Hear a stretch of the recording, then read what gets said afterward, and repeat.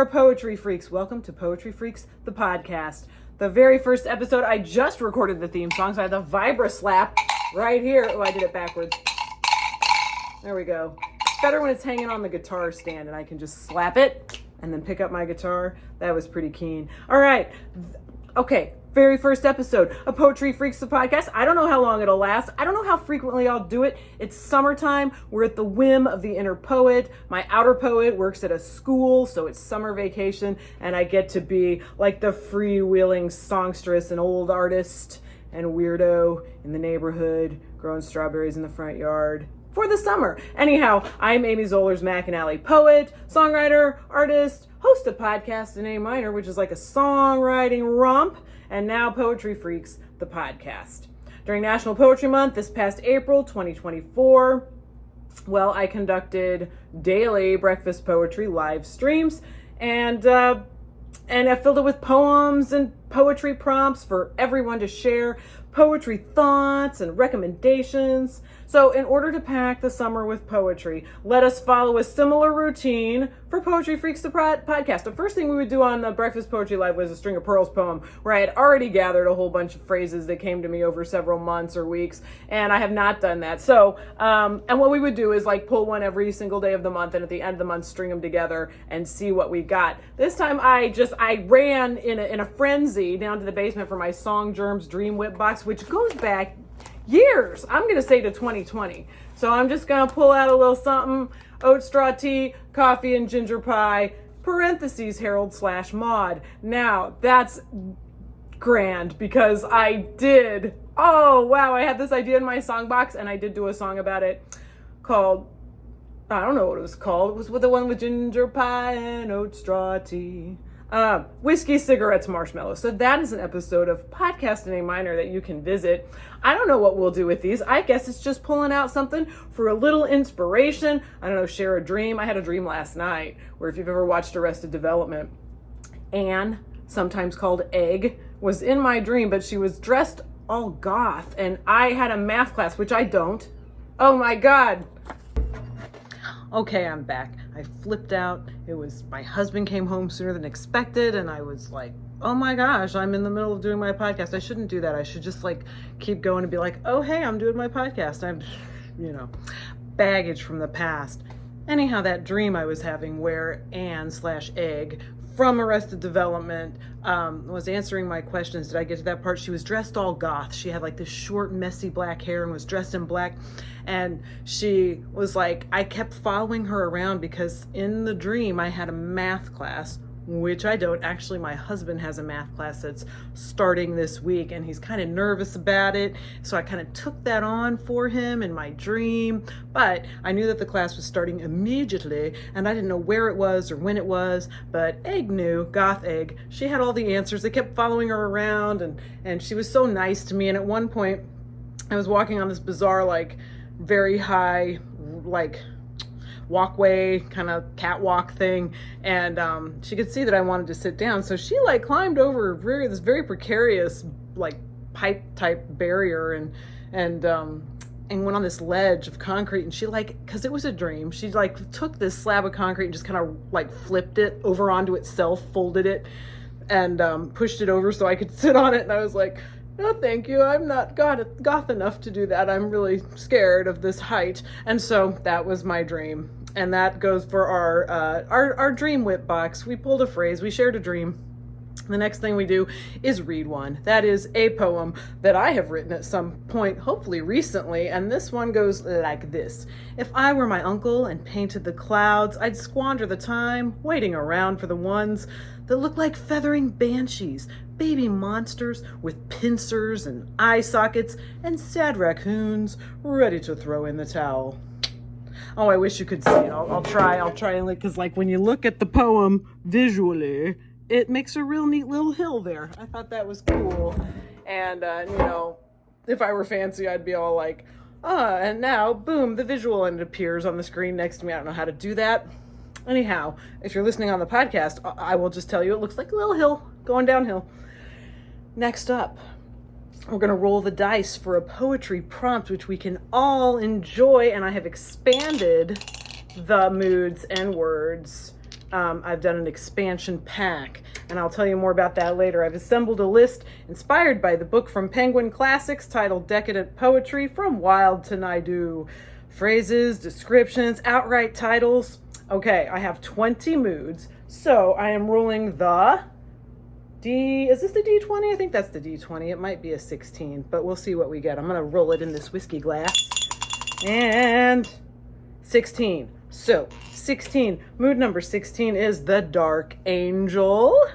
And we will roll a D30 for a decadent word. Let me take this out of the whiskey glass, put that right in there and let it roll.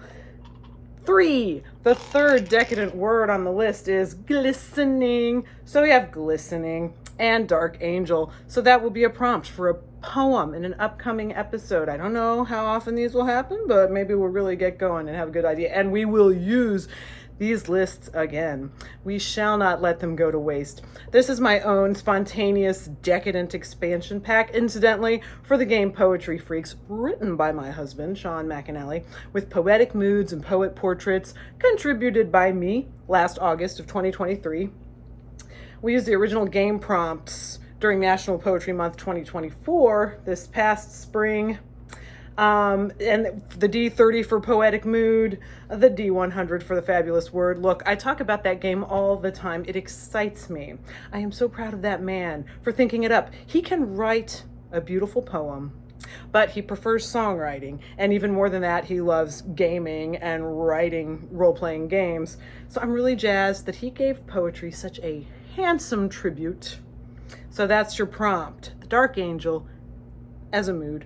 The word glistening. If you would care to ride along, I'm going to put my email address in the show notes, hipnessandoutrage@gmail.com, and I'll read it on an upcoming episode. Well, before we get to the official something intoxicating, though I'm already kind of buzzed on poetry and all that, please allow me to throw one more thing at you with the title Poetry Freaks, and that is a new collection of poetry by me, Amy Zollers McAnally, and Pete Kelly, shipwright, dark poet, Englishman, and spooky drum roll, poet in residence for the Dracula Society. Congratulations, Pete. Anyway, Poetry Freaks, subtitled Poems by the Dice, is a direct result of the Breakfast Poetry / Poetry Freaks, the game, dice rolls during National Poetry Month. And I invited anybody watching the live stream to write along with the prompts, and I would then read their poems on the broadcasts. And Pete Kelly and I go way back. He contributed a lot of poetry to the live streams I used to do with two-time Stoker Award winner poet Angela Eureka Smith. We did a show called Cake and Hyperbole together, but also Third Sunday Poetry. Twice a month we were doing poetry live streams, and Pete would always send in really great poems. So by the end of this past National Poetry Month with the dice rolls, Pete and I both had kind of a nice little body of work. So we gathered our goods, and this new book, Poetry Freaks, Poems by the Dice, is available now on Amazon. Link in show notes. All right, and now for something intoxicating. 3 poems called Spleen. I was reading Decadent Poetry, edited by Lisa Rodensky, and found Spleen by Ernest Dowson. I'd been all wrapped up in his chapter, especially this one titled, You Would Have Understood Me Had You Waited. It was a song to a lover. They could never stop disagreeing, and she ended up with another man, and then she died. So when I came to Spleen, I wanted to hoard it, because the title was so intriguing. So I left it there, and I flipped through the book, and then I stumbled on another poem titled Spleen by John Gray. And this was fascinating. Spleen of all things. I flipped to the index to see if this was a capital T thing. And there were 3 poems listed with the title Spleen. The third was by Arthur Symons. So before reading any of the 3 spleens, I Googled 3 poems called Spleen. Yes, the title of this episode, and I found a blogspot entry from Stephen Pence. First Known When Lost is the blog's title, and the article from February of 2012, Spleen times 3, says Pence. One could not be a decadent poet of the 1890s without having an acquaintance with spleen. In this case, spleen derives from the ancient 4 humors theory of the body. This theory posits that our maladies as well as our temperaments may be traced back to the four humors: blood, yellow bile, black bile, and phlegm. Black bile is usually associated with the spleen and in turn with melancholia. Suffering a bout of spleen was quite attractive to the decadents. This attraction was heightened by the importance of spleen to the French symbolist poets, from whom the poets of the 90s took their lead. For example, both Charles Baudelaire and Paul Verlaine wrote poems with that title. Not surprisingly, the decadents tried their hands at translating the poems. 3 versions of Verlaine's Spleen follow by John Gray, Ernest Dowson, and Arthur Symons. Now, I must say that blog entry cleared some things up for me, because when I was in Decadent Poetry, the book, I read Dowson's version first of Spleen, and then Simons's, and then Gray's, and I couldn't imagine why John Gray would just so boldly rip off Arthur Symons. And somewhere I had heard that Arthur Symons was like, a much vaunted decadent poet, kind of like prolific, and people really looked up to him. But hey, it turns out they're all interpreting Paul Verlaine's poem from the French. Okay, so let's have a look at these Spleen poems in the order I first read them. They're short, so relax. Spleen, Arthur Symons, 1913, from a volume titled Knave of Hearts. The roses were all red, the ivy was all black. Dear, if you turn your head, all my despairs come back. The sky was too blue, too kind, the sea too green, and the air too calm, and I know in my mind I shall wake and not find you there. I am tired of the box trees' shine, and the hollies that never will pass, and the plains' unending line, and of all but you, alas. Arthur Symons. Spleen, next up by Ernest Dowson, from Decorations, 1899. Around were all the roses red, the ivy all around was black. Dear, so thou only move thine head, shall all mine old despairs awake. Too blue, too tender was the sky, the air too soft, too green the sea. Always I fear, I know not why, some lamentable flight from thee. I am so tired of holly sprays and weary of the bright box tree, of all the endless country ways, of everything, alas, save thee. Brilliant. And Spleen by John Gray from Silver Point's 1893. The roses, everyone were red, and all the ivy leaves were black. Sweet, do not even stir your head, or all of my despairs come back. The sky is too blue, too delicate, too soft the air, too green the sea. I fear how long I had to wait, that you will tear yourself from me. The shining box leaves weary me, the varnished hollies glistening, the stretch of infinite country, so saving you does everything. So we definitely get black ivy and red roses throughout all the poems, being sick to death of the box trees. The sky is too blue, don't turn your head. Stephen Pence prefers John Gray's version, the one I balked at for a copycat before I understood what was going on, and it turns out Gray's poem was the first of the 3 written. And finally, let's have Paul Verlaine's version, the OG, if you will.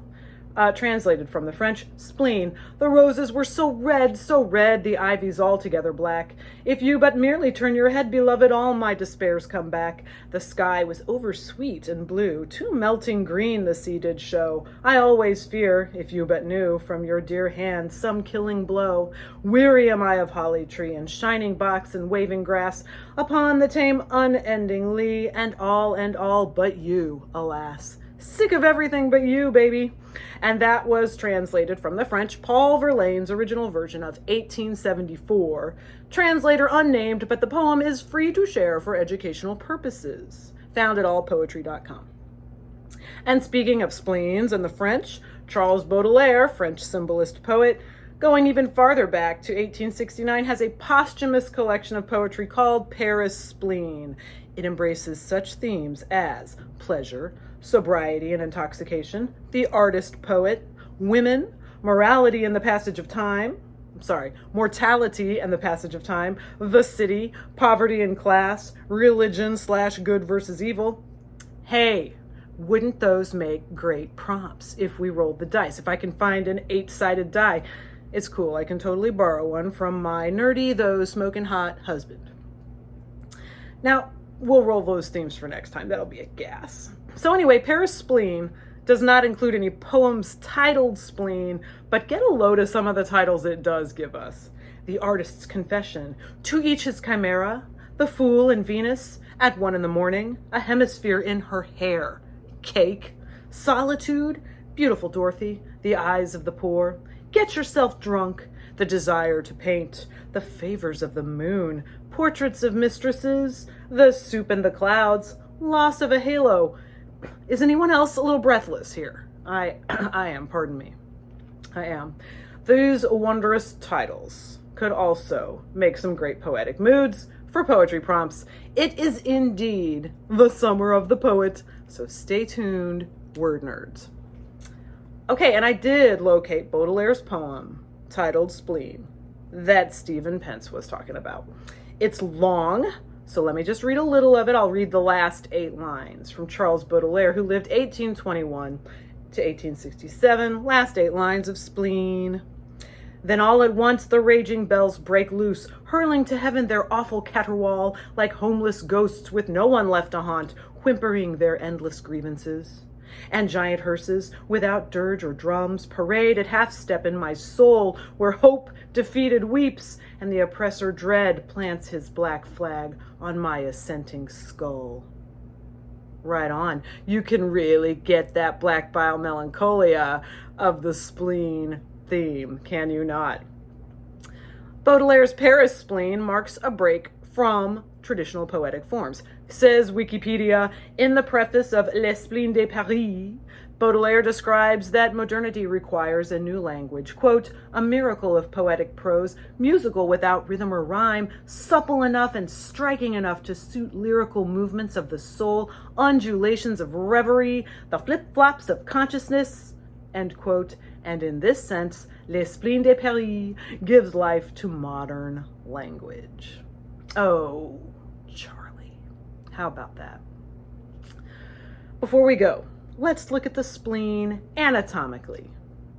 Similar in structure to a large lymph node, the spleen acts primarily as a blood filter and plays an important role in regard to red blood cells and the immune system. It removes old red blood cells and holds a reserve of blood, which can be valuable in case of hemorrhagic shock. And it also recycles iron. The spleen is purple and is located in the left upper quadrant of the abdomen. The spleen is purple, everyone. The spleen is purple. I'm going to write a poem titled, The Spleen is Purple, Toot Sweet. Look, one more thing.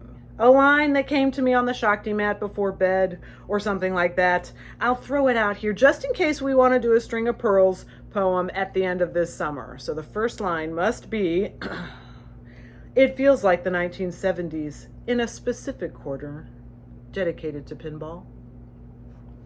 There it is. Time to go now. Golly gee crap. Will they all be this intoxicating? Well, I can't speak for you, but I am pretty high on poetry and language and life right about now. So go forth, my darlings, prompts in hand, and forge your verse. And if you'd care to share, email me your poem, hipnessandoutrage@gmail.com. That'll be in the show notes, and I'll read it on an upcoming episode. So catch you later, poetry freaks. Grab your poetry hat, let's go. Grab your poetry hat, let's go.